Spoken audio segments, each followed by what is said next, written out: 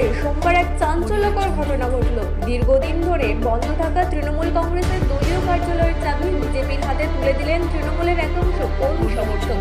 পরে ওই কার্যালয়ে বিজেপির পতাকা তোলা হয়। স্থানীয় সূত্রে জানা গিয়েছে, নবদ্বীপ পৌরসভার চেয়ারম্যান তথা 12 নম্বর ওয়ার্ডের কাউন্সিলর বিমান কৃষ্ণ সাহার গ্রেপ্তারের পর থেকে এলাকার রাজনৈতিক পরিস্থিতি পরিবর্তন হতে শুরু করেছে।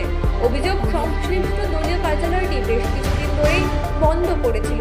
এদিন তৃণমূলের একাংশ কর্মী সমর্থক কার্যালয়ের চাবিটি নিয়ে তৃণমূল নেতৃত্বের হাতে তুলে দেন। তাদের দাবি, এলাকা মানুষদের বিভিন্ন সমস্যার সমাধান এবং জনসেবা চালিয়ে যাওয়ার জন্য এই সিদ্ধান্ত নেওয়া হয়েছে। ঘটনার পর থেকে এলাকায় ব্যাপক চর্চা শুরু হয়েছে। বিজেপির দাবি, তারা ওই কার্যালয়টিকে সাধারণ মানুষের কাজে ব্যবহার করবে। যদিও এই বিষয়ে তৃণমূলের পক্ষ থেকে এখনো কোনো প্রতিক্রিয়া পাওয়া যায়নি। রাজনৈতিক মহলের মতে ঘটনাটি নবদ্বীপের বদলে যাওয়া রাজনৈতিক পরিস্থিতির ইঙ্গিত দিচ্ছে। আর ওয়ার্ডের যে প্রফুল্ল আশ্রম সংলগ্ন যে অফিস ছিল, ইতিমধ্যে আমরা জানি নবদ্বীপের পৌরপিতা বিমান কৃষ্ণ সাহা, যিনি এই ওয়ার্ডেরও কাউন্সিলর ছিলেন, তিনি দুর্নীতির দায়ে পুলিশের জালে পড়েছেন এবং গ্রেপ্তার হয়েছেন।